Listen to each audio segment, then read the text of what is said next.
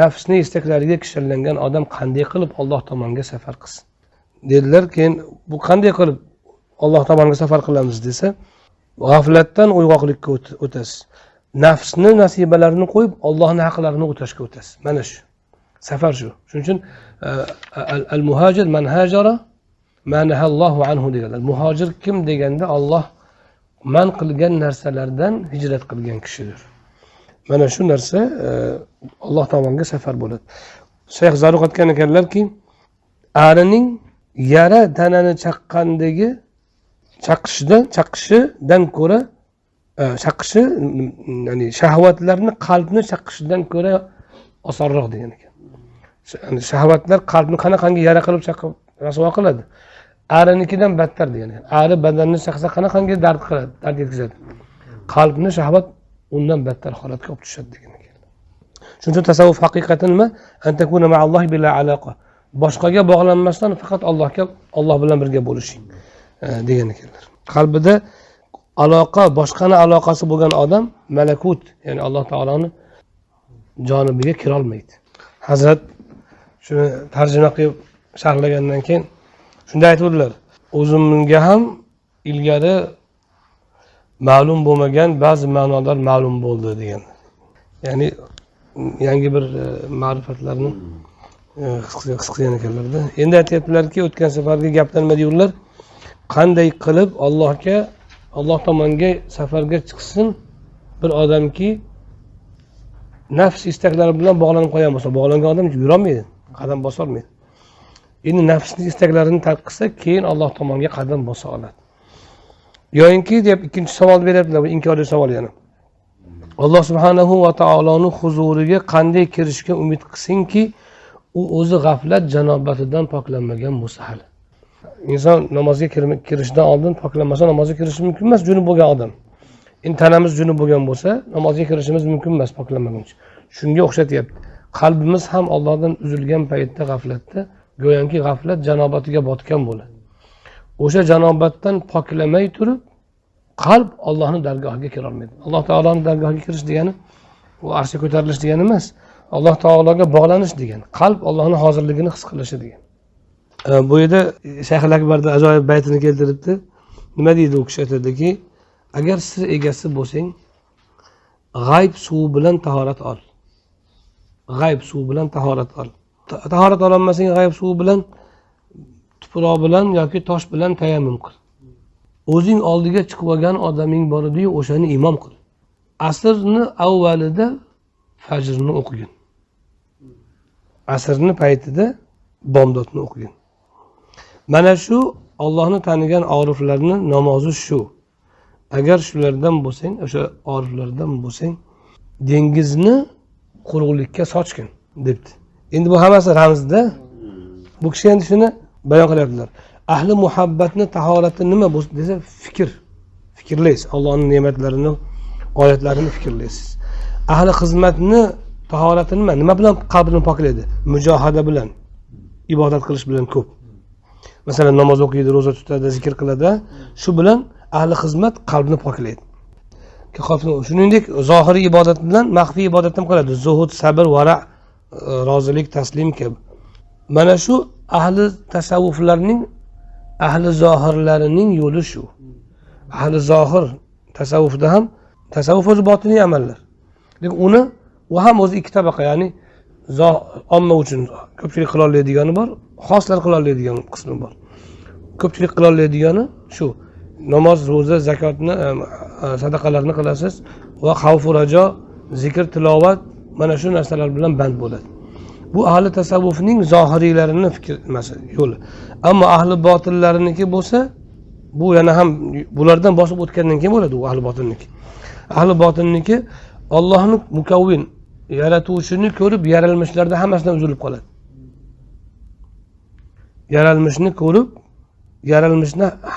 yaratuvchini ko'rib, yaralmishni hammasidan uziladi. Ana bu ahli botinni, tasavvufning ahli botillarining yuqoridagilarini darajasi dedilar. Endi nima o'zing imom bo'lganingda o'zingga imom qil degan nima degani? Ya'ni sen sunnatga ergashtirmasdan shariat hukmlarini o'zingga burib yuruding, imom bo'lib oluding.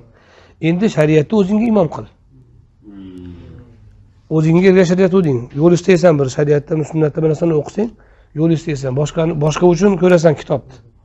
Birovni aybini topish uchun, birovni birovga dashnom berish uchun. Va o'zingga mos kelgan joyini olasan. Masalan, o'zingga seni masalan men o'zim masalan deylik dam olishga rag'batim ko'p. Payg'ambarimiz dam olib turinglar deganlarda o'sha hadisda aytib yuraman. Tanani haqqi bor, ko'zda haqqi bor deganlarda maza qilib uxlayman o'zimga. Boyni ko'rganda Alloh sadaqa qilishni buyurgan, saxovatli bo'lish kerak deyman. Haligi muridlarga dunyoda kechinglar, men olay deganda gap. Sizlar dunyodan kechinglar, men uni olib olay. O'shanaqa o'zimga mos joylarni shariatda o'zimga mos joylarni olib, o'shin bilan ayyuhanna solaman. Bu shariatga o'zimni imom qilganim. Endi o'zing imom bo'lganini oldinga olib, sen unga iqtido qiling. Endi shariat menga nima derkin deb qaragin endi deyapti. Endi keyingisi asrni vaqtida bomdodda o'qigan nima degani? Ya'ni kishi tariqatga kirgan paytida, tariqat deganimiz u yangi din emas, shariatga rostdan amal qilishni boshlaganda. Yuzaki emas, rostdan qalbidan amal qilishni boshlagan paytda banda yajtabi ilayhi man yasha va yahdi ilayhi man yunib degan Alloh. Allohu yajtabi ilayhi man yasha. Alloh xohlaganini o'ziga tortib oladi degan. Tanlab oladi. Va yahdi ilayhi man yunib. Allohga qaytganni hidoyat qiladi o'ziga. Qarang. Alloh taolo xohlasa shunday bandani tortib oladi o'ziga. Va shu bilan birga u ham Allohga yetishadi. Ikkinchi bu yetishishning bitta yo'li. Alloh o'zi tanlab o'zi tortadi. Ikkinchi yetishishning yo'li banda harakat qiladi, Alloh taolo uni o'ziga yo'llaydi. U ham yetib keladi. Nargini tortib olib keladi, uni yo'llab qo'yadi, u ham yetib keladi Allohga. Kelasi ham vosil. Lekin yo'li ikki xil. Uni Alloh taolo o'zi biladi, bandalarning qalbini o'zi biladi. O'sha o'ziga tortganlarini majzub deyiladi. Bizda majzub namagani borlar, ismlari asli Abdusalommikin shunaqa. O Namanganlik o'tgan ilgargi asrdagi kishi. Majzub Namanganiyda mashhur bo'lgan. Ajoyib she'rlari bor. Majzublardan bo'lganlar. Ismi Abdulaziz bo'lgan. Uni ustozi, dadasi o'g'il farzand ko'rmagan ekan uzoq vaqt. Farzand ko'rmagan ekan, Andijonlik bir Shayx Abdulaziz degan kishiga murid ekan. U Shayx Abdulaziz bizga katta opalardan bittasi bo'ladi.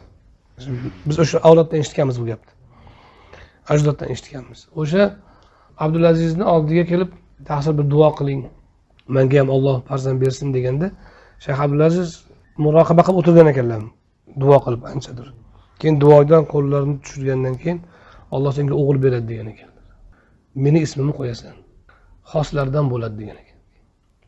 O'sha bola tug'ilgan, o'sha Majzubun Namanganining ismini Abdulaziz deb ustozining nomini qo'ygan. O'sha naqangi kishilarni ba'zida Alloh tortadi. Uni qaydan Alloh o'zi biladi uni. Qalbidagi bir yaxshilik bo'ladi, bitta amal bo'ladi, qaysi bir nima bilan tortadi Alloh. U banda Alloh bilan band bo'lib qoladi, birov bilan ish olmay qo'yadi. Ko'rinishda sizga ko'zingizda uncha amal qilmayotganga o'xshashi mumkin. Ko'cha supurib yurishi ham mumkin. Lekin tinimsiz Alloh bilan band bo'lib turgan bo'ladi qalbi. Ahlat tashiyotgan bo'ladi. Siz uni ahlatchi deb o'ylaysiz uni, bilmaysiz. U qalbi Allohga 24 soat bog'langan bo'ladi. Bilmaysiz uni. Ba'zi kishilar shuni Alloh tortadi. Lekin sulukka kirgan kishini ham orada bir jazba tutishi bor. O'sha qalbi tozalanib, inson masalan badaningiz tozalangan paytda terlaysiz-ku, terlaganingizda tanadan nimalar chiqib turib, tanangizda o'zgarish hosil bo'ladi-yu, qalb ham poklangan paytda, ruh ham soflangan paytida, nimalardan qutulgan paytda bir silkinishga o'xshagan narsa bo'ladi. O'shanda kishida jazba paydo bo'ladi. O'sha jazba paydo bo'lganda haligi boshqa bog'lanishlardan uzilgan bo'ladi u. O'shanda kishi jazbaga yetgan paytida go'yoki ya'ni majzub bo'lib bir yo'li devonavor bo'lmasdan asli holatiga qaytadi yana. Ya'ni zohiriy amallarni joyida qilib ketadi. O'shanda go'yo boshida bomdod o'qidimi? Majzub bo'lib, endi amali o'zgarmaydi. Yana shu boshli amallarni qaytaradi. O'shani asr vaqtida bomdodda o'qi deb shuni aytayapti. Ya'ni sen kunni o'tkazib, ya'ni yo'lni bosib o'tib jazbaga yetgan paytingda qalbingda uni murshid biladi uni. Jazbaga yetgan paytingda jazba bilan ketib qolmagan. O'sha birinchi amallaringdan qaytgan degan. Shuning uchun Sayfiyning she'ri bor. Sayfiy Murg'ajab yuqori ma'nolarni iroda qilmagan-u, lekin gapining ma'nosi bor. Muhabbat maktabida gar o'qursan ishq dars o'g'lim, junun dashtida majnun bo'lmagil tog' uzra farhod bo'l degan. O'sha Layli Majnun bor, Farhod Shirin bor, dostonda u Nizomiy Ganjaviy yozgan. O'sha majzub bilan solikning yo'li. Farhodning yo'li solikning yo'li. Majnunning yo'li majzubning yo'li. Majzubning holatini tasvirlash uchun Layli Majnunni yozgan. Solikning yo'lini tasvirlash uchun Farhodni yozgan. Farhod va Shirin yozgan. Dedi bu ishqini inkor qilgil desa, bu dedi bu so'zdan istig'for qilgil dedi. Qaydin seni majnuni gumroh desa dedi, majnun vatandan qayda ogoh dedi. Farhod aytadi shu gapdan. Bu ishqdan inkor qilgil desa, bu so'zdan istig'for qilgil dedi. Bu o'sha solikning yo'li. Majnunlarga majnunning yo'li majzubning yo'li. Shuning uchun Navoiy Layli Majnunning oxirida yozmoqda bu ishq jovidona maqsudim emas edi fasona. Mazmuniga bo'ldi ruhi mayli, afsona edi aning tufayli dedi. Bu Layli Majnunni yozdim. Bu maqsad sizlarga bu ikkita oshiq ma'shuqning qissasini aytib berish emas. Buni mazmuniga qalb moyil bo'ldi. Men ko'zlagan ma'noni aytmoqchi bo'ldim bu orqali deydi. O'sha Sayfiyning gapi, agar sen muhabbat maktabida o'qiydigan bo'lsang, o'g'lim majnun bo'lmagin, farhod bo'lgin deydi. Nimaga desa, majnun ham o'zi bilan o'zi bo'lib qo'ygan. U ham oshiq. Lekin undan xalqqa manfaat yetganmi? Yo'q. Yetishgan, lekin odamlarga manfaat yetmagan.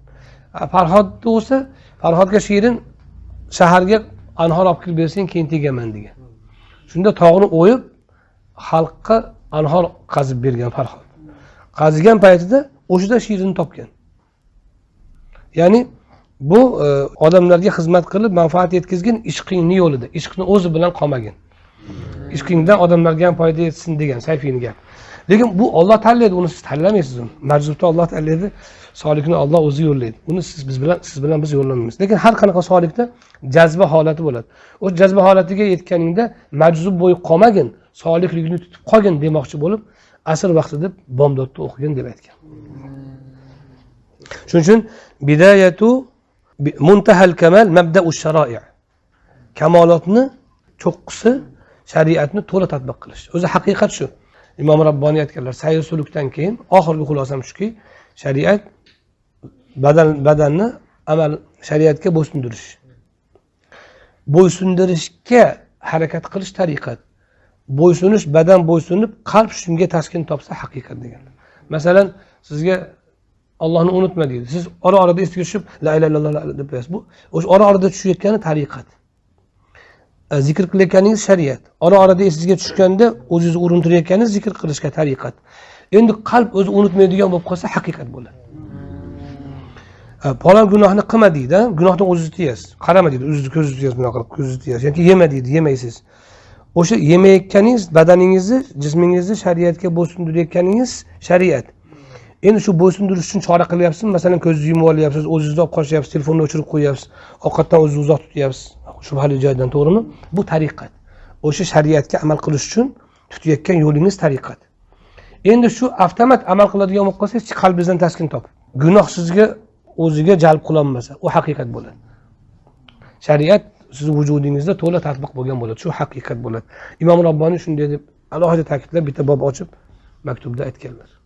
O'sha solikni oxirgi muntahal yetgan muntahal kamal o'sha bo'ladi.